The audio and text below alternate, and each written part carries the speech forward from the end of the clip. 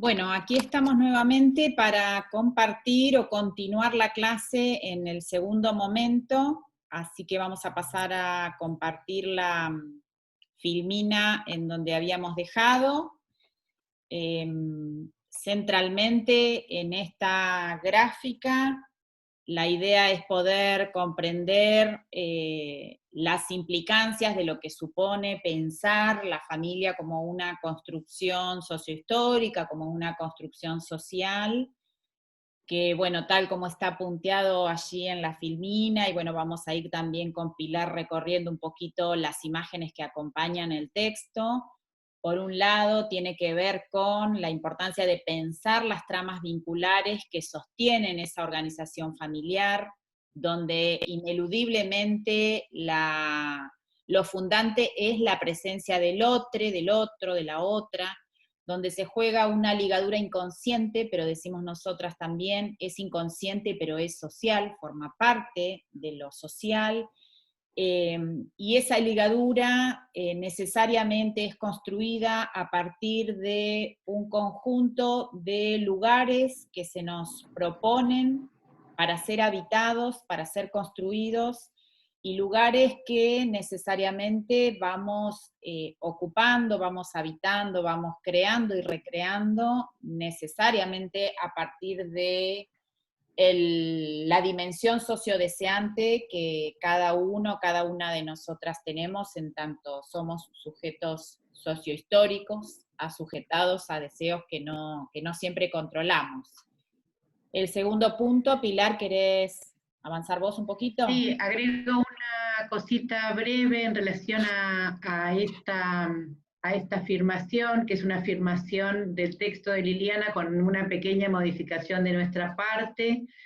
quizás una modificación que para quienes han cursado la asignatura de trabajo social con nosotros la conocen un poco más, que es el aporte de Cornelius Castoriadis y su idea central en torno de cómo lo social, cómo lo social se impone al recién nacido, y entonces ahí a nosotros es donde nos interesó agregar ese paréntesis de que la ligadura es inconsciente pero social. Es decir, que esos vínculos que se traman en la vida familiar o los vínculos que constituyen la trama que luego deviene en familia son inconscientes, pero que ese inconsciente está socializado. Es decir, el modo en que los miembros de una familia nos vinculamos entre nosotros e inclusive que la sociedad en su conjunto se vincula con la institución familiar, tiene el componente de lo inconsciente atravesado por lo social, lo imaginario social de esa época. Por poner un ejemplo para que esto sea menos árido, la idea de qué es ser una buena madre o qué es ser una mala madre produce modos de vinculación distintos de acuerdo a la época, de acuerdo al espacio social, de acuerdo al momento histórico. Y además reafirmar también esta idea de que los lugares que se proponen ser habitados y construidos significa que producen marca, producen afecto, es decir, que el tránsito por la institución familiar, como por cualquier institución, pero quizás un poco más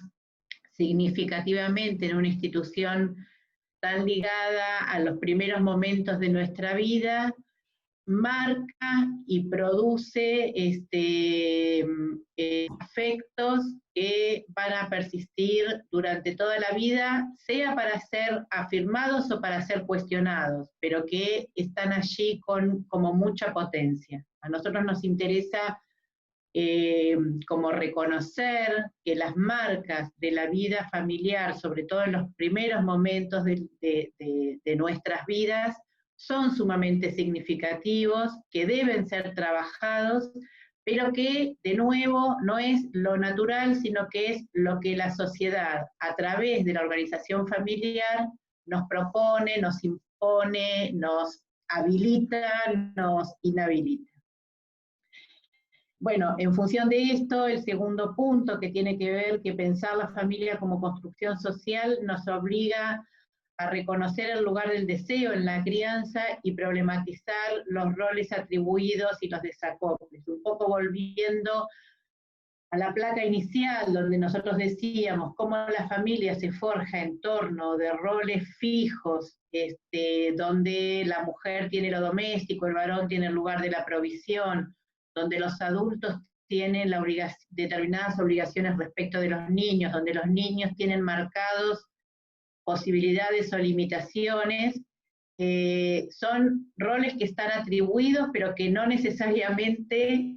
o casi nunca se dan exactamente en la vida de nuestra familia. Y ahí hay una potencia del deseo de cada uno que integra una organización familiar que debe ser reconocido. Ahí también nosotros planteamos la necesidad de problematizar los desacoples y lo ponemos entre comillas porque ahí hay como dos dimensiones, ¿no? Por un lado, hay desacoples que son constitutivos de la vida familiar, o sea, uno nunca puede cumplir con los significados tal como están por todo lo que ya venimos diciendo.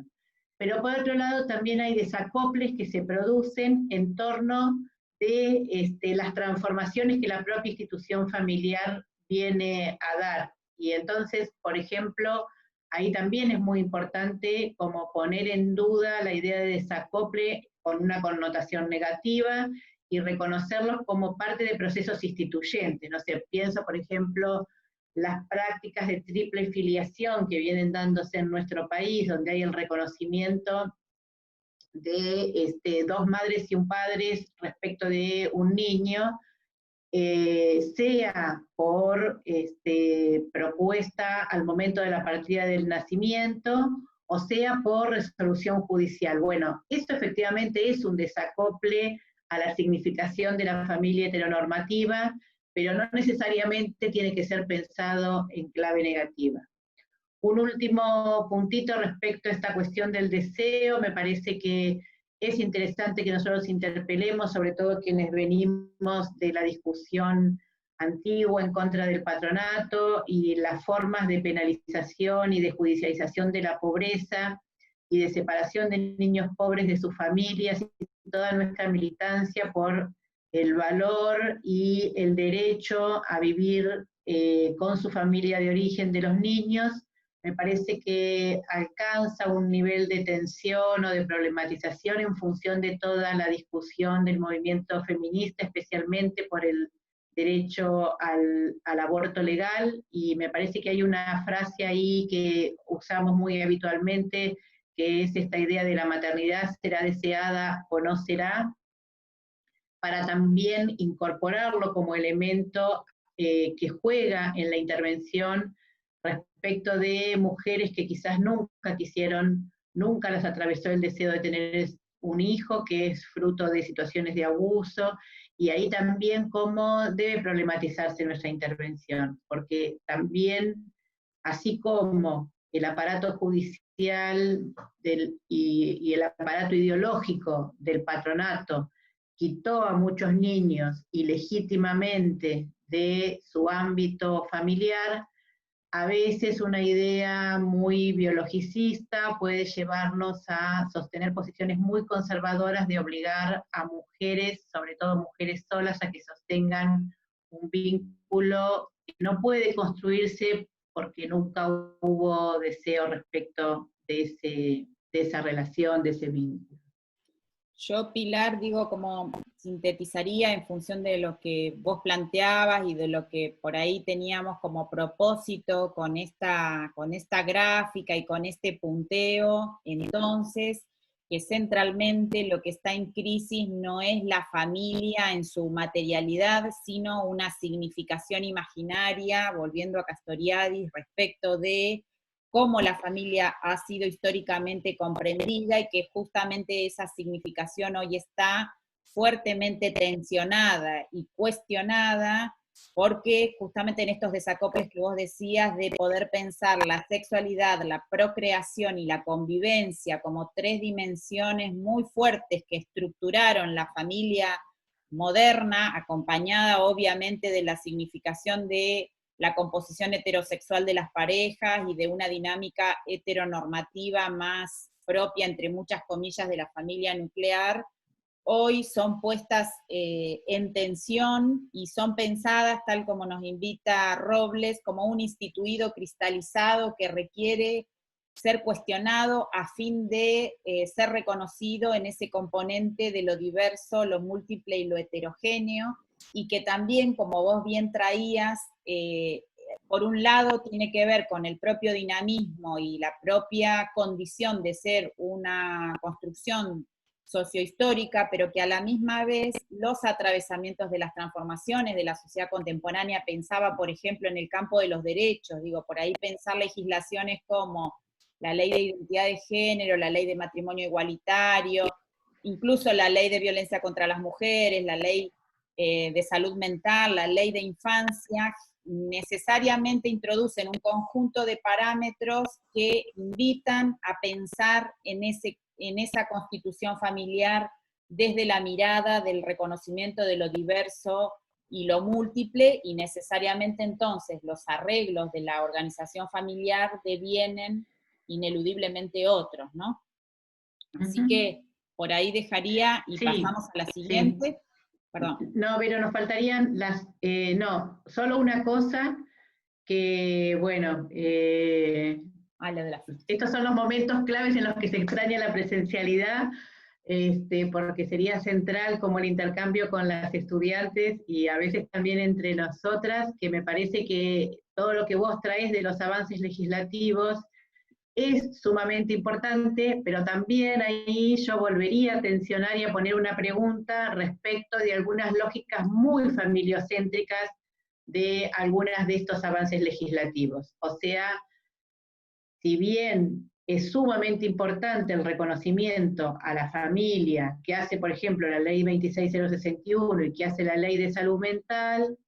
eso también se tensiona o es un arma de doble filo muchas veces en torno de cómo el protagonismo y la participación de las familias en los procesos de intervención no se convierta en una responsabilización a las familias respecto de la persona con padecimiento subjetivo, del niño con derechos vulnerados o con situaciones especiales. Solo agregar eso y plantear Sí. los últimos dos.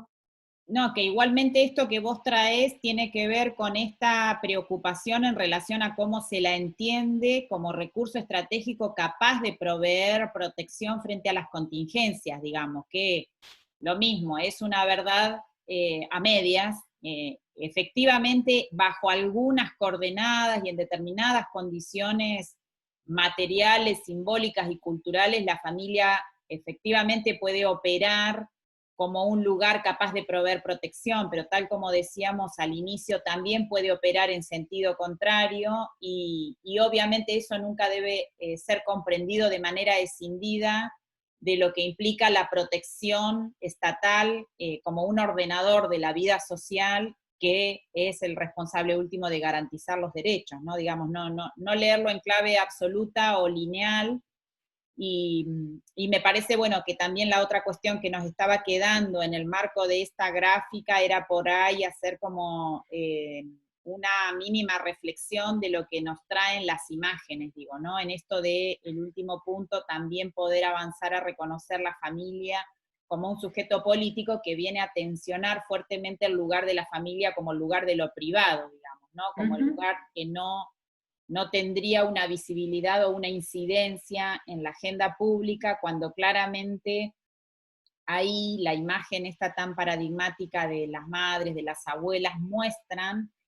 cómo la familia, a la vez que se constituye en sujeto político, también puede ser objeto de violencias del Estado. Digo, si uno piensa esto que trae tan fuerte Eva Giberti en relación a pensar en algunos acontecimientos históricos de nuestro país,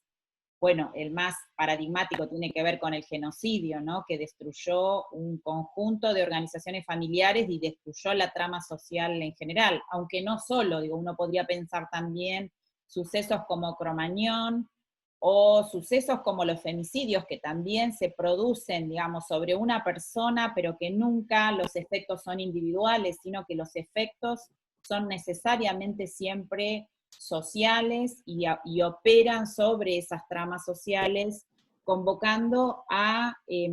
ese recurso también de resistencia, de organización y de politicidad que tiene la familia y que muchas veces es naturalizado o invisibilizado desde la significación hegemónica, pero que tenemos en estas imágenes, lo mismo que con la imagen anterior de historias desobedientes, claramente referencias que nos muestran cómo ese dolor y ese padecimiento provocado por las violencias del Estado se colectiviza y vuelve a la escena pública bajo la conformación de un sujeto político capaz de disputar públicamente por sus derechos, ¿no? Y implicando en este caso el derecho fundante como es el derecho a la vida. Vamos con la siguiente. Sí, ahí también, solo para cerrar y pasar a la siguiente, problematizando un poco la idea de resiliencia para poder pensar que la idea de la familia como sujeto político es un punto de partida en el cual uno entiende o entendemos nosotros la posibilidad de colectivizar, de llevar a la escena pública e inclusive de producir políticas como aparece claramente la imagen de la ley Micaelo, la imagen de la Fundación María de los Ángeles, es decir, cómo desde un padecimiento aparentemente individual, las familias han podido colocar ese padecimiento en una dimensión de lo colectivo y producir, por ejemplo, la ley de capacitación obligatoria en género para las personas que trabajan en el ámbito del Estado, o la ley de trata, actualizar la ley de trata como lo logró especialmente encarado por la Fundación María de los Ángeles, Susana Trimarco, a partir de la lucha por el secuestro y la apropiación de su hija María de los Ángeles, y que eso se diferencia de una lógica más meritocrática, sacrificial e individualista, de que las familias pueden resolver los problemas por sí mismos porque son resistentes, resilientes o alguna de estas cosas.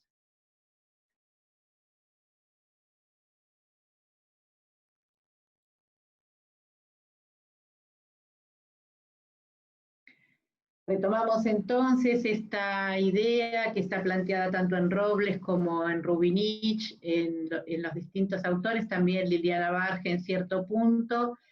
y que Vero anticipó en relación a la idea de desacople, justamente porque lo que nosotros reconocemos es que hay unas profundas transformaciones en las funciones atribuidas a la familia.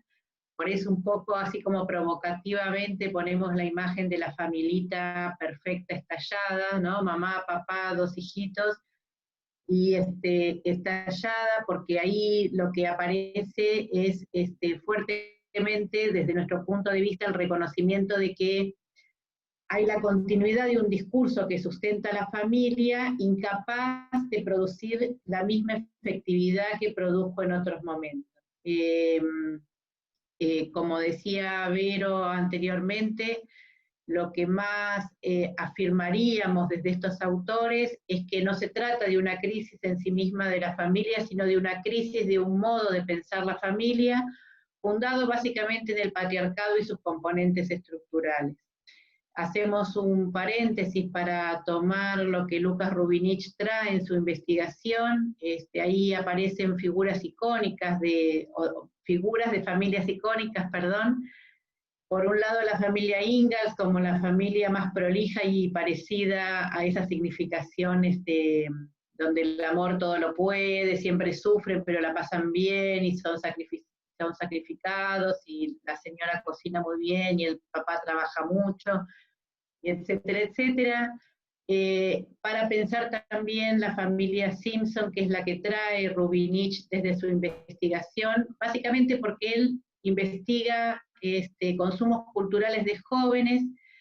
y se encuentra que muchos jóvenes de distintos sectores sociales son sumamente seguidores de esta serie y especialmente admiradores de Homero, el padre de la familia, que parece ser un padre bastante desprolijo respecto de las expectativas simbólicas, pero que al mismo tiempo genera en estos jóvenes mucha simpatía. Un poco lo que dicen los jóvenes es, y que retoma Rubinich, es que los jóvenes reconocen en sus padres, sobre todo en sus padres varones, pero en los dos, en sus padres y madres, una situación en la cual hacen lo que pueden, dicen ellos, en relación a algo que se supone que deberían hacer y que no lo pueden sostener. Ahí aparecen algunas viñetas, algunos relatos vinculados a las transformaciones del mercado del trabajo, pero también a las transformaciones de las prácticas de sexualidad de los jóvenes, que se les hacen relativamente intransitables a los padres, pero que también se les hace imposible reponer los sentidos como más clásicos. Un poco para situar esta idea de crisis de la familia, nosotros retomaríamos cómo la familia se organiza en torno de dos transformaciones muy importantes, que es el mercado de trabajo o el naciente capitalismo y la educación inicial de las mujeres, para reconocer que también en la base de esta idea de crisis de la familia hay profundas transformaciones, por un lado en la continuidad educativa de las mujeres, o sea, la posibilidad del desarrollo profesional autónomo de las mujeres, que produce fuertes impactos en los modos en los que las mujeres elegimos conformar familias, inclusive en la aparición, por primera vez en 200 años de historia, del deseo de no conformar una familia, de no tener hijos, impensado para la organización familiar clásica, y también transformaciones en los modos en los modos en los que esto impacta en el mercado de trabajo. Por ejemplo, la gran desocupación estructural de los 90, marcando un cuestionamiento al lugar de proveedor del varón de la casa, y ahí al tomar las mujeres otros roles, otras actividades. Entonces podríamos como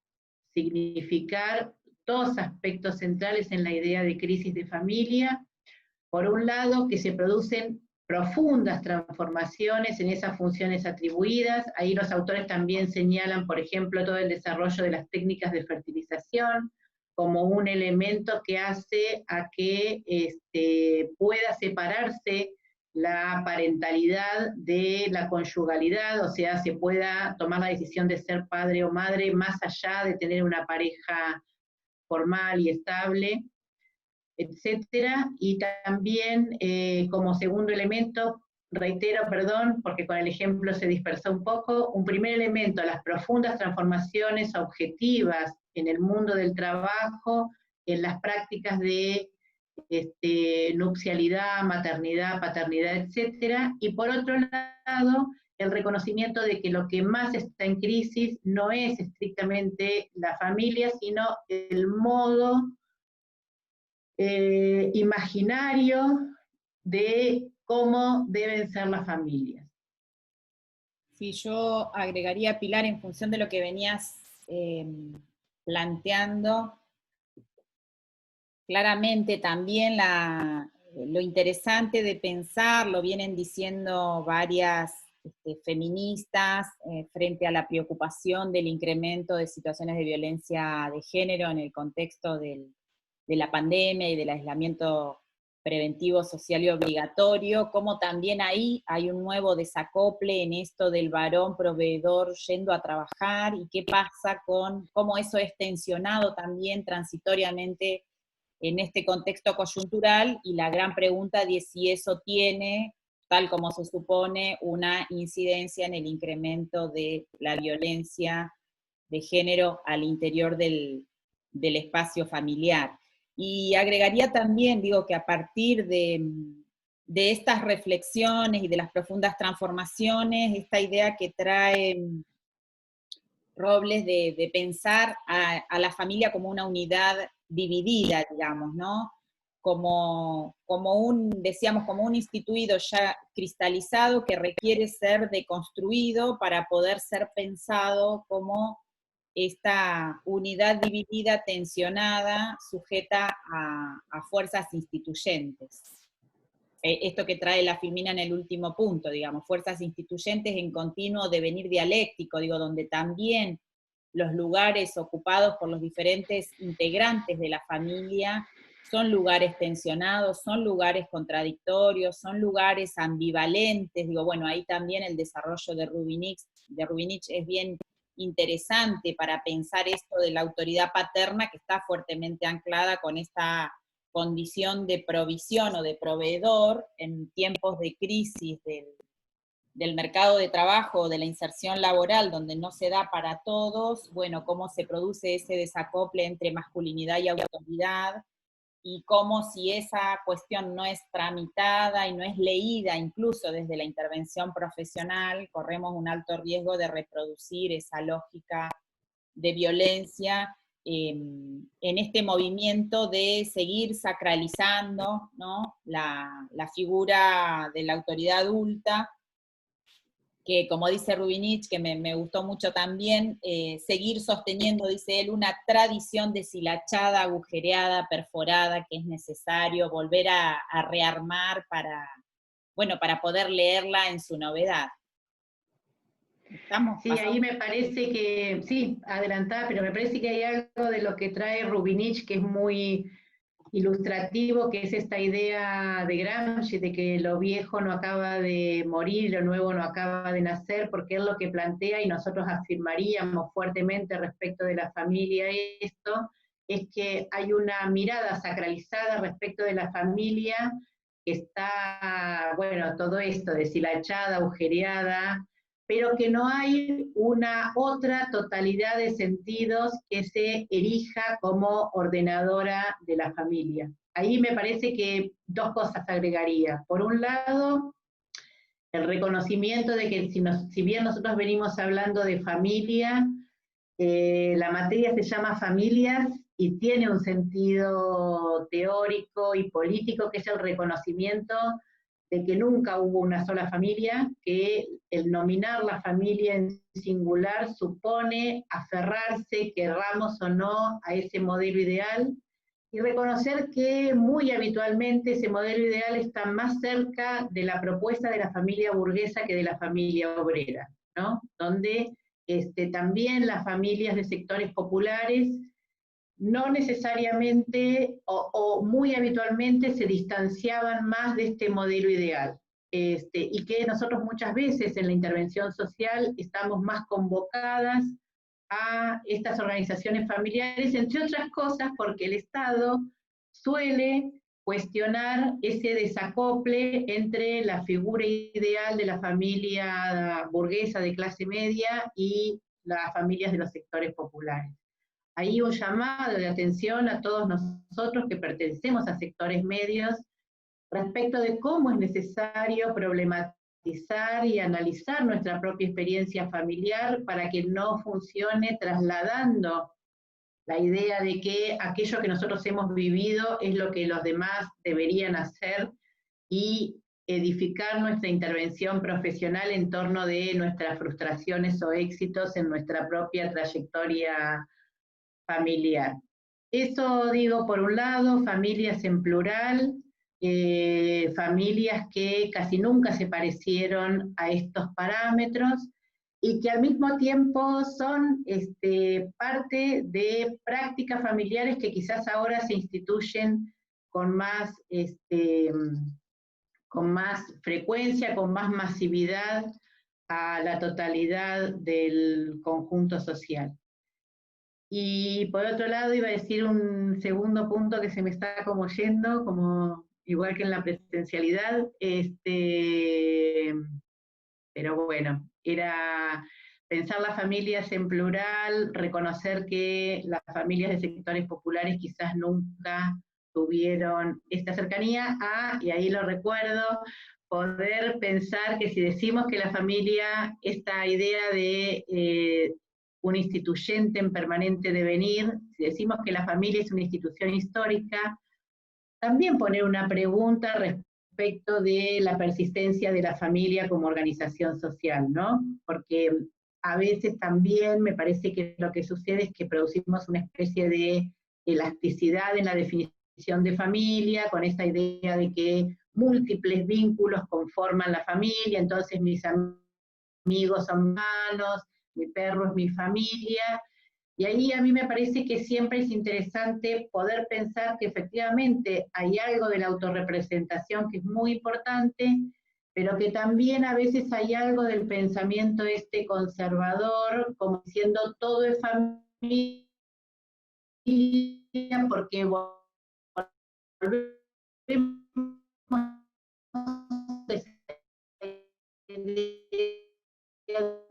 A ver, Pilar, que se te corta el la audio ahí. familia es el núcleo de la familia, poder pensar que hay otras organizaciones que pueden ser efectivamente bueno, Lo que no digo, sé si, no sé si pone un, bueno, a ver, Pilar, lo que decías es que se te cortaba un cachito el audio en esta última idea respecto de la organización familiar. Yo me quedaba pensando, tal como en la presencialidad, que sería interesantísimo de discutir, pero lo dejamos para otra clase, que quizá mientras siga existiendo el capitalismo y mientras siga existiendo la importancia de preservar el patrimonio, la propiedad privada y cierta moral, yo creo que tenemos organización familiar para rato, aún con configuraciones nuevas, ¿no? O diferentes, pero bueno, es para tensar un poco las lecturas también y para pensar, ¿no? Como dice Doncelot, la familia fue defendida por conservadores y liberales y fue atacada por socialistas y anarquistas, pero a pesar de todo eso sigue existiendo desde hace más de 3 siglos, digamos, ¿no? Bueno, yo diría que vayamos cerrando porque me parece que la tecnología está atentando contra sí, no sé nosotras. si se repuso mi audio. Sigo. Bueno, no sé si se repone mi audio. Sí, ahí sí. Bueno, no, digo, pensando, bien es interesante pensar cómo parte de las transformaciones de los últimos tiempos son producto de la propia instituyente al interior de la organización familiar, pero que también son bastante funcionales a la transformación del capitalismo. Es decir, a un capitalismo fordista y sólido se le hacía necesario un trabajo y un matrimonio para toda la vida en una casa de un barrio obrero. Para un capitalismo flexible y globalizado se le hace necesario vínculos más frágiles, más, sin que esto suponga que esto no procede también de cierto cuestionamiento de la incomodidad y el padecimiento al interior de organizaciones familiares rígidas. Bueno, cerremos para que la tecnología no termine de destruir nuestro intento. Bueno, cierro si querés con esta última gráfica que invita a pensar los procesos familiares en clave de complejidad desde parámetros que incluyan lo múltiple, lo diverso, lo heterogéneo, tensionando parámetros heteronormativos propios del pensamiento androcéntrico, pensamiento que está muy presente además en nuestras propias formaciones disciplinares, a fin de comprender a la familia como una unidad dividida, como una arena de disputas, como un campo de tensiones, bueno, con todos los elementos teóricos, epistemológicos y políticos que nos aporta la tradición crítica del pensamiento en el mejor de los sentidos para no rigidizar o para no quedarnos tomados por esa significación hegemónica de lo que históricamente nos han dicho y nos han enseñado y nos han marcado de alguna manera lo que una familia es, sino asumiendo el desafío y la invitación a pensar, en principio como organizaciones familiares, no ya como la familia en singular,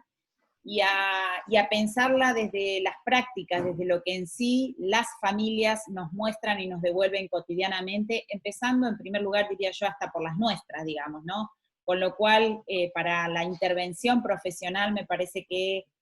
todos estos elementos nos desafían incluso en nuestras construcciones de lectura disciplinar y de estrategia de intervención, invitándonos centralmente a desacralizar también la familia, ¿no? Y a pensar esas estrategias o esas improntas de desfamiliarización que son también tan importantes en el plano de las políticas sociales, volviendo a esto que traía Pilar hace un momento, de cómo alguna legislación protectoria de derechos pareciera en el texto de la ley recurrir nuevamente a la responsabilidad familiar, cuando en realidad es importante pensar que los derechos se garantizan en un marco de un Estado democrático que debe también hacerse cargo de la organización social del cuidado y de la desfamiliarización de las protecciones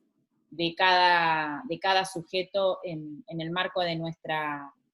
vida social, teniendo en cuenta esta mirada amplia y plural para no modelizar o no cristalizar aún más una construcción que es social y que se nos presenta como unidad dividida, ¿no?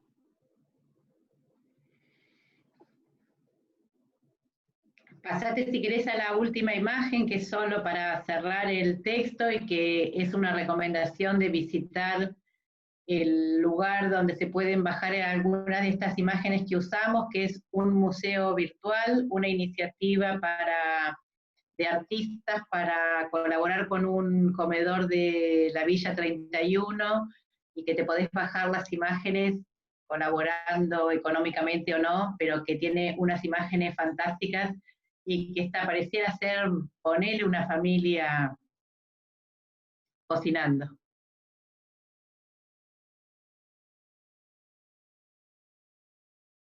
Bueno, por acá nos vamos despidiendo entonces, cerramos ahí la filmina, van a tener los materiales ya a disposición en el entorno virtual, en la carpeta compartida.